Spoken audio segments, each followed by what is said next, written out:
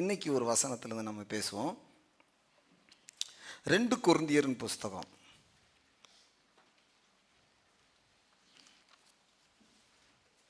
4ஆம் அதிகாரம்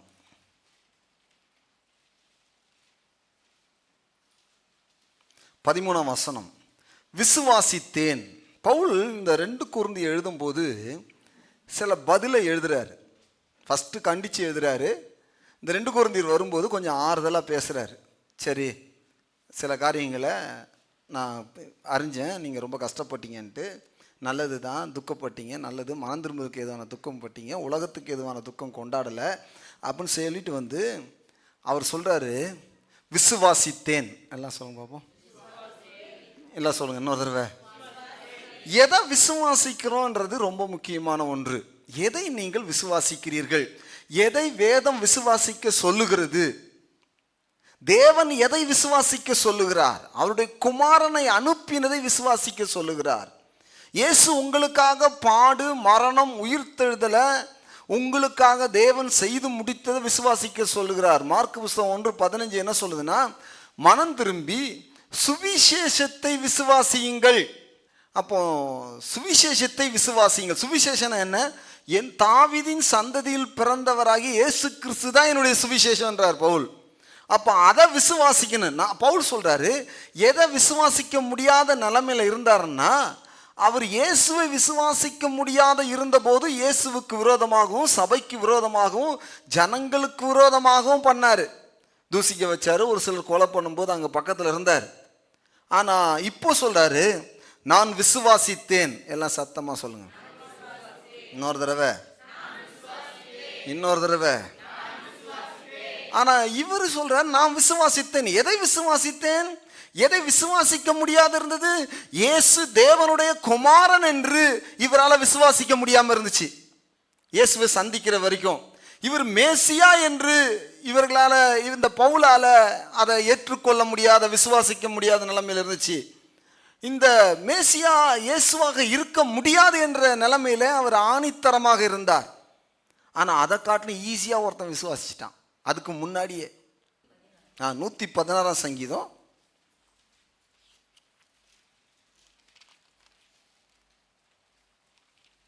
10 வசனமா?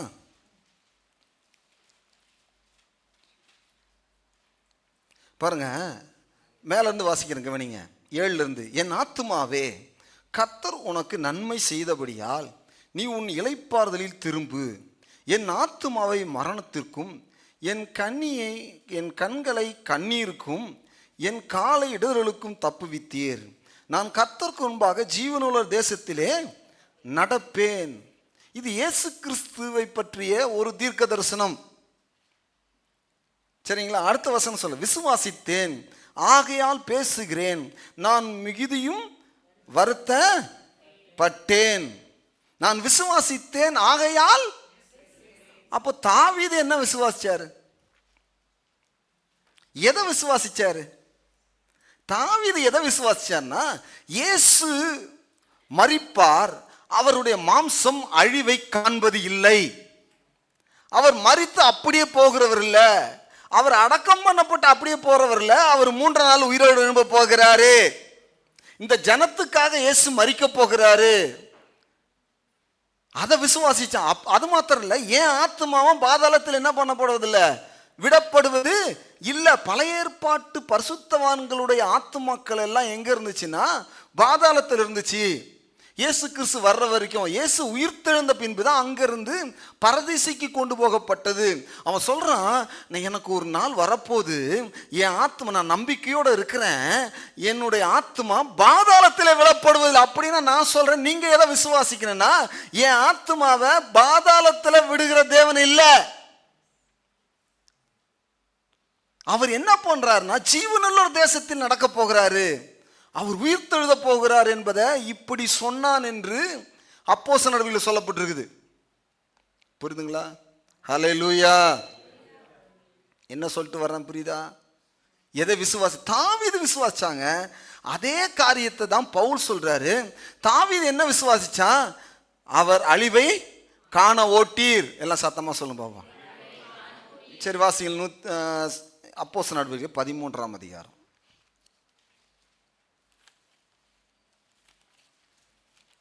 எடுத்துக்கொள்ளுங்க. 36ஆம் வசனம் வாசிக்கிறேன்.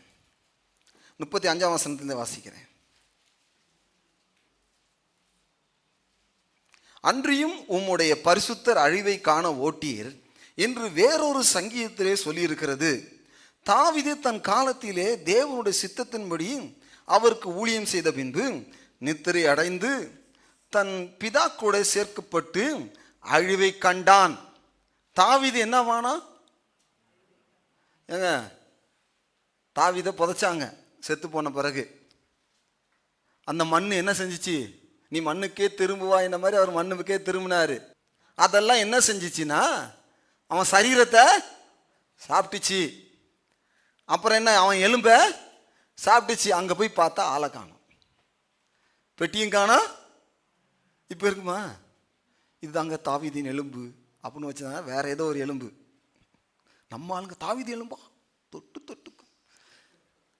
இந்த வழக்கத்தெல்லாம் ஆண்டவர் வைக்கலைங்க. அதனால தாவீதின் எலும்பு உனக்கு கொடுக்கல. அவர் சொல்றாரு, என்ன சொல்றாருன்னா, அழிவை கண்டான். தாவீது அவ்வளோ பெரிய ராஜா, தேவனுடைய இருதயத்துக்கு ஏற்றவன், அவன் அழிவை கண்டான். எல்லாம் சத்தமா சொல்லுங்க பாப்போம். ஆனா தேவனால் எழுப்பப்பட்டவரோ யார்? அவரு இயேசு. தேவனால் எழுப்பப்பட்டவரோ அழிவை காண்பது இல்லை. எல்லாம் சொல்லுங்க, அவர் அழிவை காண்பது இல்லை. மரித்த இயேசு இனி மரிப்பது இல்லை. அவருடைய சரீரம் அழிவை காணவில்லை. அவருடைய சரீரம் யாரு? நான் தான், நீங்க தான். அழிவை காணவில்லை. அதனாலதான் நேற்று நைட்டு பிரசங்கம் பண்ணதுல ஒரு வசனம் சொல்றேன். 1 தீமோத்தேயுல சுவிசேஷத்தினாலே அழியாமையையும் ஜீவனையும் வெளிப்படுத்தினாராம். அந்த பிரசங்கத்தை அப்போ அந்த வசனத்தை சொன்னேன் நேற்று நைட்டு பிரசங்கம் பண்ணும்போது. அந்த வசனத்தை பாருங்க. 2 தீமோத்தேயின் புஸ்தகம் 1ஆம் அதிகாரம் 10ஆம் வசனத்தை நான் வாசிக்கிறேன். நம்முடைய இரட்சகராகிய இயேசு கிறிஸ்து பிரசன்னமானதினாலே அந்த கிருபை இப்பொழுது வெளிப்படுத்தப்பட்டது. அவர் மரணத்தை பரிகரித்து ஜீவனையும் அழியாமையும் சுவிசேஷத்தினாலே வெளியரங்கமாக்கினார். என்ன பண்ணாரு? மரணத்தை பரிகரித்தார். அப்படின்னா மரணத்தை அழித்தார். பாஸ்டர், எனக்கு சாவே கிடையாது பாஸ்டர். கண்டிப்பா நீ சாவ. யார் சொன்னது உனக்கு சாவு இல்லைன்னு? ஆனா நீ சாக மாட்ட. பக்கத்தில் பா சொல்லு, நீ சத்தியமா சாவ. பக்கத்தில் இன்னும் பக்கத்தில் பார்த்து சொல்ல. என்ன பார்த்து சொல்லுங்க? எனக்கு சொல்ற மாதிரி இருக்குது சிஸ்டர். இல்லை சொல்லுங்க, சத்தியமா நீ சாவ, ஆனா நீ சாக மாட்ட. எது உண்மை? ரெண்டுமே உண்மைதான். எது உண்மை? இந்த சரீரமானது அழிவில்லதாகி இது அழியாமையை தரித்து கொள்ளும். இந்த சரீரம் மரிக்கும். ஆனால் எனக்கு இந்த சரீரத்துக்குள்ள இருக்கிற ஆவி அழியாமையை தரித்து கொண்டிருக்கிறது, நித்திய ஜீவனை தரித்து கொண்டிருக்கிறது. அது இயேசுவை தரித்து கொண்டிருக்கிறது. எல்லாம் சொன்ன என் ஆவி. நான் யாரு? பக்கத்தில் பா. நீ நான் யாரு? நீ யாரா இருந்தா எனக்கு என்ன? எல்லாம் பக்கத்து. நான் யாரு? நான் யார் தெரியுமா? எங்க அப்பா யார் தெரியுமா? என் கோத்திரம் என்னன்னு தெரியுமா?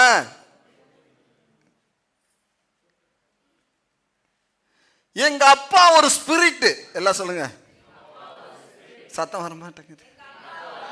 எங்க அப்பா ஒரு ஆவி. பிதா ஆவியா இருக்கிறார். அவரை தொழுது கொள்ளுகிறவர்கள் ஆவியோடும் உண்மையோடும் அவரை தொழுது கொள்ளணும். அவருக்கு ரூபம் என்பது இல்லை. அதரிசனமான தேவன், பார்க்க கூடாத தேவன். அப்படின்னா எங்க அப்பா எப்படிப்பட்டவர்? ஆவியா இருக்கிற ஆவிகளின் பிதா, ஜோதிகளின் பிதா, பரிசுத்த தீர்க்கதரிசிகளின் தேவன், சர்வ வல்லமை உள்ள தேவன். எல்லாம் சொல்ல. எங்க அப்பா யாரு? எங்க அப்பா யார் தெரியுமா? அவர் ஒரு ஆவி.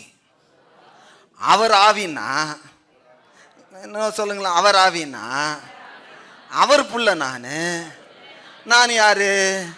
நானும் ஆவிதான். சத்தம் வரமாட்டேங்க. பக்கத்துல பார்த்து கால் இருக்கா பாருங்க.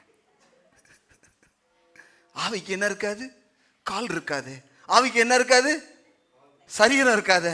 ஏசு சொன்னாரு, ஒரு ஆவியை காணுங்க, தொட்டு பாடுற. ஒரு ஆவிக்கு இப்படி இராது. சரி, ஏதாவது சாப்பிட்றதுக்கு இருக்கா, கொடு, சாப்பிட்டு காட்டுறேன். நீங்க மனசுல ஒண்ணு தெளிவா இருக்கணும், நான் ஒரு ஆவி, நான் ஆவினா நான் ஒரு ஆவி. அதனாலதான் ஆவியிலே ஆரம்பம் பண்ணின நீங்கள். ஆவி, எங்க அப்பா ஆவி, நானும் ஆவி, என் பையனும் ஆவி. புரிய மாட்டேன். இது பெரிய விஷயங்க. அந்த ஆவியானவரோடு இணைக்கப்பட்டிருக்கிறோம். அதுதான் அவர் சொல்றாரு, அழிவை காண இல்லை. இயேசு அழிவு, இயேசு கிட்ட அழிவு வருமா? வராது. நான் அவருடைய சரீரத்தை இணைக்கப்பட்டிருக்கிறேன். இயேசு யாரு? ஆவி. பரிசுத்த ஆவியானவர் யாரு? ஆவி. நீங்க யாரு? ஆவியும் ஒன்னா போகுது. கர்த்தரோடு சேர்ந்து இருக்கிற ஒரே ஆவியாக. இப்ப நானும் ஆவி, அவரும் ஆவி, நாங்க ரெண்டு ஒரே ஆவி. சரியா? இப்ப ஆராதிக்கிறது எதுல ஆராதிக்கிறோம்? ஆவியில ஆராதிக்கிறோம்.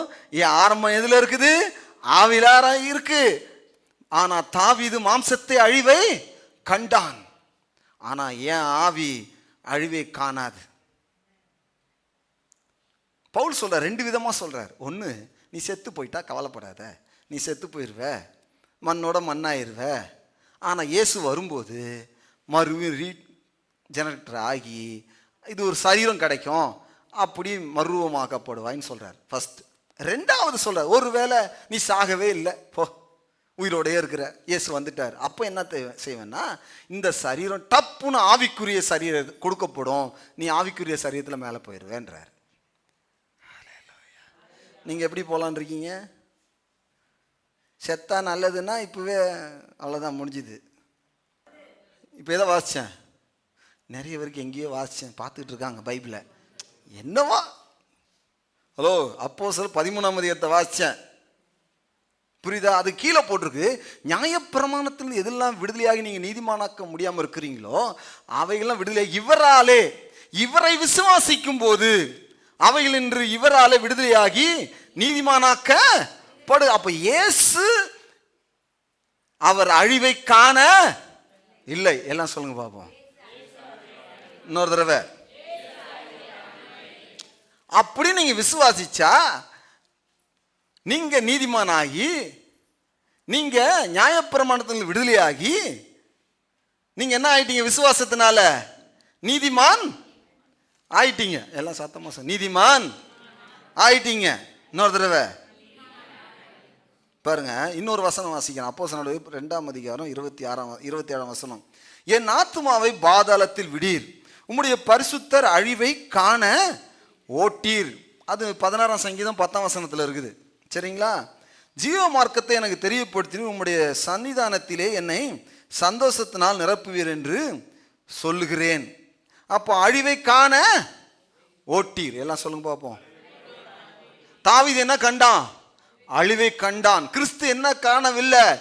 அழிவை காணவில்லை. அப்படின்னா தாவீது அழிவை கண்டிருக்கலாம், நான் அழிவை காண போவதில்லை, நானும் அப்படியே தான் போறேன் மேல. ஹல்லேலூயா. எதை விசுவாசிக்கணும்? இதை விசுவாசித்தால் நீ நீதிமான், விசுவாசித்தால் நீ பரிசுத்தவான், விசுவாசத்தினால் நீ தேவனுடைய பிள்ளை. எதை விசுவாசிக்கிறதுனால?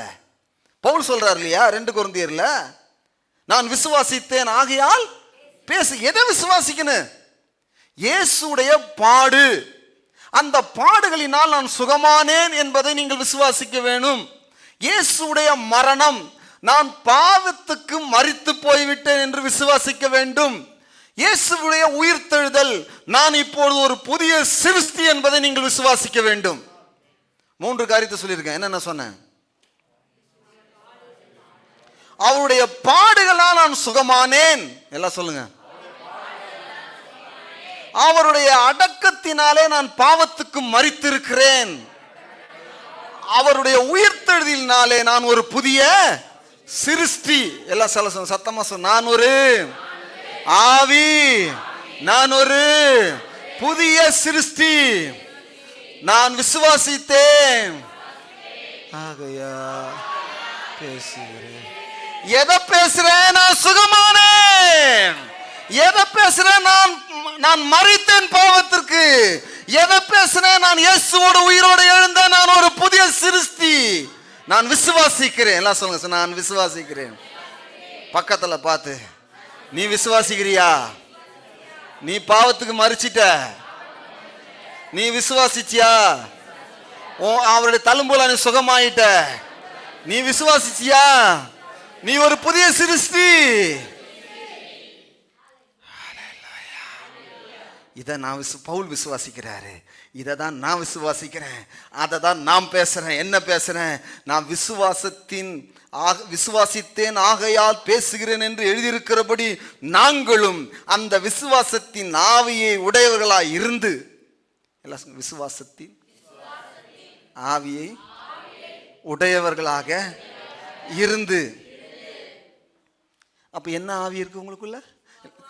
நீங்க ஒரு ஆவி, உங்க அப்பா ஒரு ஆவி, உங்க ரட்சகர் ஒரு ஆவி, அவங்களுக்குள்ள இருக்கிற ஆவியானவர் ஒரு ஆவி. இப்போ உங்களுக்குள்ள என்ன ஆவி இருக்கு? சத்தமா சொல்லுங்க. என்ன ஆவி? அவிசுவாசத்தின் ஆவி இல்ல, விசுவாசத்தின் ஆவி உனக்குள்ள இருக்குது. பக்கத்துல பாருங்க, உனக்குள்ள விசுவாசத்தின் ஆவி இருக்குது. என்ன விசுவாசம்?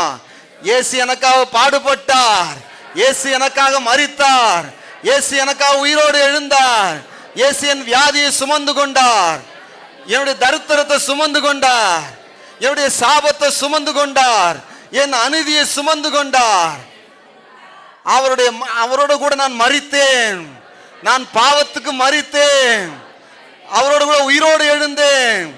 நான் ஒரு புதிய சிருஷ்டி, நான் நீதிமான், நான் பரிசுத்தவான், நான் தேவனுடைய பிள்ளை. நான் அதை விசுவாசிக்கிறேன். அந்த விசுவாசத்தின் ஆவி எனக்குள்ள இருக்குது. நான் பேசிக்கிட்டே இருப்பேன், தேவனை போல பேசிக்கிட்டே இருப்பேன். அவர் என்ன எனக்கு கொடுத்திருக்கிறாரோ அதை நான் பேசுவேன். எதை விசுவாசிக்க சொல்றாரோ அதை நான் பேசுவேன். பவுல் சொல்றாரு, நான் விசுவாசித்திருக்கிறவர் இன்னார் என்று அறிவேன். நான் விசுவாசித்திரு இன்னார் என்று அறிவேமா? அவர் என்ன சொல்லியிருக்கிறாரு? என்னை பார்த்து, உன்னுடைய வியாதிக்காக நான் பாடுபட்டேன் இருக்கிறார். அவர் என்ன சொல்லியிருக்கிறாரு? நீ பாவத்துக்கு மரிக்கும்படிக்கு, ஆதாமுடைய பாவத்தில் மரித்து புதிய மனிதன் ஆகும்படிக்கு உனக்காக நான் மரித்தேன்னாரு. நான் உயிரோடு எழுந்தது எதுக்கு? நான் உயிரோடு உன்னையும் உயிரோடு எழுப்பிட்டேன். நீ ஒரு புதிய சிருஷ்டின்னு சொன்னாரு, நீதிமான் என்று சொன்னாரு, பரிசுத்தவான் என்று சொன்னாரு, என்னுடைய பிள்ளை என்று சொன்னாரு. அத நான் விசுவாசிக்கிறது என்னார் என்று அறிவேன். அவர் அதை விசுவாசிக்கிறாரு. ஆகவே நானும் அதை விசுவாசிக்கிறேன். என்ன நான் சொல்றேன்னா, விசுவாசம் இல்லாமல் இதெல்லாம் செய்ய முடியாது. விசுவாசம் இல்லாமல் கொடுக்க முடியாது. விசுவாசம் இல்லாமல் பேச முடியாது. விசுவாசம் இல்லாமல் கிறிஸ்துவ வாழ்க்கையில் வாழ முடியாது.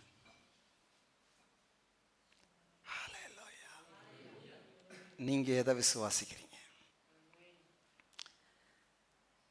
பார்க்கறத பார்த்து நீங்க அதை வச்சுக்கிட்டு வாழ முடியாது. தேவனுடைய வார்த்தை விசுவாசிச்சாதான் நீங்க வாழ முடியும். எல்லாம் சொல்லுங்க, விசுவாசித்தேன் ஆகையால் நான் பேசுகிறேன். இன்னொரு தடவை, என்று எழுதியிருக்கிறபடி நாங்களும் அந்த விசுவாசத்தின் ஆவியை உடையவர்களாக இருந்து. இப்ப உங்களுக்கு என்ன ஆவி இருக்கு? எவ்வளவு இருக்குது? அவர் ஆண்டவரே எனக்கு விசுவாசத்தை தாங்க ஆண்டவரே. அப்படியா? அந்த எண்ணெய் பாட்டில் எடுத்துட்டு வா, இந்தா ஒரு சொட்டு புடி, அடுத்த வாட்டி உனக்கு ஏதாவது தேவைன்னா என்கிட்ட வா. அப்படியா கொடுத்தாரு? தேவன் விசுவாசத்தை ரோமர் புத்தகத்தில் போட்டிருக்கு, தேவன் பகிர்ந்தளித்த விசுவாசமா ஒவ்வொருத்தருக்கும் கொடுத்த விசுவாசம் இருக்கு இல்லையா, அது எதுக்குன்னா நீ பரலோகம் போறதுக்கு அளவுக்கு தேவையான எல்லா விசுவாசத்தையும் உனக்கு கொடுத்துட்டார். அப்ப எவ்வளவு விசுவாசத்தை பெற்றிருக்கிறீங்க? சத்தம் வர மாட்டாங்குதே. பெரிய விசுவாசத்தை நான் பெற்றிருக்கிறேன். எல்லாம் சொல்லுங்க, சத்தமா சொல்லுங்க பாப்போம். என் விசுவாசம் பெருசு. விசுவாசித்தவளே பாக்கியவதி, கர்த்தரால் சொல்லப்பட்டவள் உனக்கு அப்படியே ஆகும்.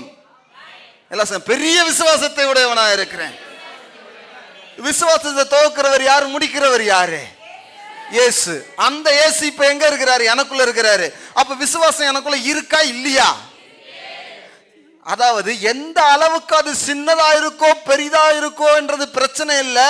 சின்னதா இருந்தாலும் அதனுடைய பலன் மிகுதி, பெருசா இருந்தாலும் அதனுடைய பலன் மிகுதி. உனக்குள்ள இருக்கிற விசுவாசமே உன்னை விடுவித்தது. போ. எல்லாரும் என்ன நினைக்கிறாங்க? விசுவாசத்தை தாரும் ஆண்டவரே அப்படின்னு ஜெபம் பண்ணிட்டு இருக்கிறாங்க. என்னவோ மேல இருந்து தொப்பு தொப்பு தொப்பு தொப்புன்னு. இயேசு கிறிஸ்து விசுவாசத்தை தொப்பு தொப்புன்னு போட்டார்ல மேல, அப்படித்தானே? யாருக்கெல்லாம் போட்டார்? எனக்கு இது வரைக்கும் போட்டது இல்லப்பா. நீங்க அப்படி ஏதாவது போட்டீங்கன்னா சொல்லுங்க, நானும் அந்த இடத்துல வந்து வாங்கிக்கிறேன். அவர் விசுவாசத்தை அங்கிருந்து கொடுக்கல, அவர் உள்ள வந்து விசுவாசத்தை துவக்கிட்டாரு. அந்த ஆவியை கொடுத்துறது இப்ப இங்க இருந்து வெளியே வருது. நான் பேசுறேன், விசுவாசித்தேன் ஆகையால் பேசுகிறேன். எவ்வளவு பேசுறீங்களோ அவ்வளவு விசுவாசம் வெளியே வரும். எவ்வளவு அறிக்கை பண்றீங்களோ அவ்வளவு விசுவாசம் வெளியே வரும்.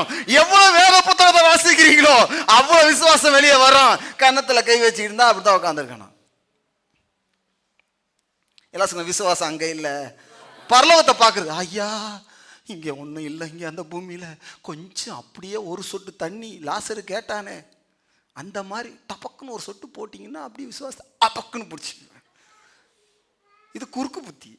அவர் அங்கிருந்து போடுறது இல்லை. எல்லாம் சொல்லுங்க, ஆண்டவர் உனக்கு விசுவாசத்தை தரமாட்டாரு. ஏன்னா வேறு தான் கொடுத்துட்டாரு. உள்ள வச்சுக்கிட்டு ஐயோ என் விசுவாசம் எங்க இருக்குன்னு தெரியலையே பாஸ்டர், தலையில கை வச்சு ஜெபம் பண்ணுங்க பாஸ்டர், எனக்கு ஏதாவது சொல்லுங்க பாஸ்டர்.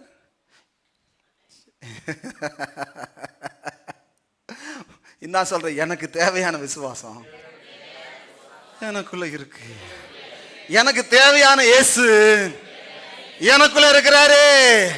எனக்கு தேவையான சுகம் எனக்குள்ள இருக்குது. எனக்கு தேவையான அற்புதம் எனக்குள்ள இருக்குது. நான் விசுவாசித்தேன் ஆகையால் பேசுகிறேன். நானும் அந்த விசுவாசத்தின் ஆவியை உடையவனாய் இருக்கிறேன். உங்களுக்கு என்ன ஆவி இருக்கு? அப்ப என்ன பேசும்? முடியவே முடியாது பாஸ்டர். அப்படித்தானே பேசும் விசுவாசம். விசுவாசம் பேசக்கூடியது. எல்லாம் சொல்லுங்க பாப்பா. விசுவாசம் சந்தேகப்படாது, விசுவாசம் கலங்காது, விசுவாசம் பயப்படாது, விசுவாசம் முரட்டு விசுவாசம். அது எது இருந்தாலும் அதையும் ஜெயிச்சு போகும். ஏன்னா நம்முடைய விசுவாசமே உலகத்தை ஜெயிக்கிற. அதுல போட்டிருக்கு, 2 கொரிந்தியில தான் இருக்கிறேன் இன்னும். சரி, அந்த விசுவாசத்தின் ஆவி உடைகளா இருந்து விசுவாசிக்கிறபடியால், சத்தமா சொல்லுங்க, உள்ள என்ன இருக்குது? விசுவாசித்தேன். ஃபர்ஸ்ட் விசுவாசிக்கிறேன். அதுக்கப்புறம் என்ன இருக்குது? அது எழுதி இருக்குது. அதுக்கப்புறம் என்ன இருக்கு? அது ஒரு ஆவியா இருக்குது. அதுக்கப்புறம் என்ன பண்றேன்? அதை பேசுறேன். விசுவாசிக்கிறபடியால் என்ன பேசுறீங்க? முடியல, நடக்காது, இது அவ்வளோதான், இது முடிஞ்சு போச்சு, இது அவ்வளோ வயசாகி போச்சு, இது மேலே எனக்கு பணம் வராது, இதுக்கெல்லாம் இதுக்கப்புறம் என்ன, அப்படியே காலத்தை ஓட்டிட வேண்டியதுதான். இதான விசுவாச பேச்சு.